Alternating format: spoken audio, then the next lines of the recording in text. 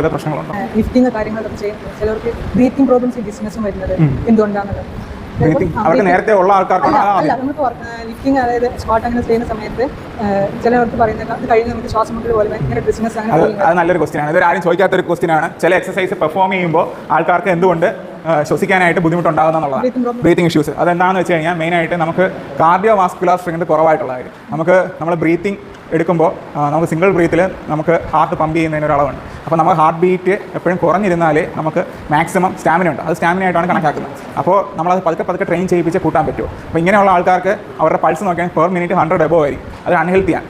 അവർ മിക്കവാറും ഒബീസ് ആയിരിക്കും, അല്ലെങ്കിൽ ഇതുവരെ കാർഡിയോ എക്സസൈസ് ഒന്നും ചെയ്യാത്ത ആൾക്കാരായിരിക്കാം. അപ്പോൾ അവരെ നമുക്ക് പതുക്കെ progressive overload of cardio vascular training, അതിലൂടെ നമുക്ക് അവരുടെ ബ്രീത്തിങ് കപ്പാസിറ്റി കൂട്ടിയെടുക്കാൻ പറ്റും. അതുപോലെ തന്നെ സ്റ്റാമിനയും കൂടും. നമ്മൾ ഈ വർക്കൗട്ട് കൊടുക്കുമ്പോൾ ഫസ്റ്റ് എൻട്രൻസ് കീപ്പ് ചെയ്തതിന് ശേഷം മാത്രമേ നമുക്ക് ബാർബൽ സ്ക്വാട്ട് അല്ലെങ്കിൽ ഡെഡ് ലിഫ്റ്റ് അങ്ങനെ പറഞ്ഞിട്ടുള്ള ഇതേപോലെ വെയിറ്റ് ലിഫ്റ്റിംഗ് ആയിട്ട് ചെയ്യുന്നത് കൊടുക്കാൻ പറ്റും.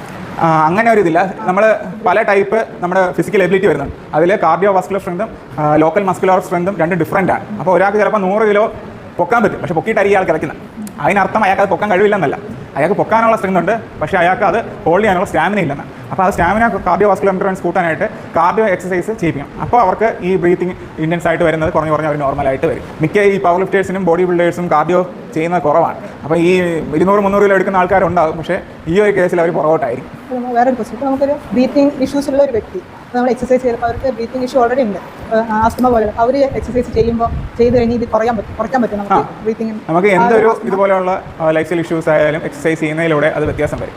അവർക്ക് നമ്മുടെ ലങ്സിൻ്റെ കപ്പാസിറ്റിനെ കുറിച്ച് പഠിക്കും ഫിസിയോളജിയിൽ. അപ്പോൾ നമുക്ക് അതിൽ മനസ്സിലാവും. സജൈറ്റൽ വോളിയം ഒക്കെ പറഞ്ഞുകൊണ്ട് കുറേ കാര്യമുണ്ട്. നമുക്ക് മാക്സിമം ബ്രീത്ത് ചെയ്യാൻ പറ്റുന്ന വോളിയം, അങ്ങനെയൊക്കെ കുറേ കാര്യങ്ങളുണ്ട്. അപ്പോൾ അത് നമ്മൾ പഠിക്കുന്നതിലൂടെ നമുക്ക് ഇത് റിക്കവർ ചെയ്തെടുക്കാൻ പറ്റുമെന്നുള്ളത് മനസ്സിലാവും.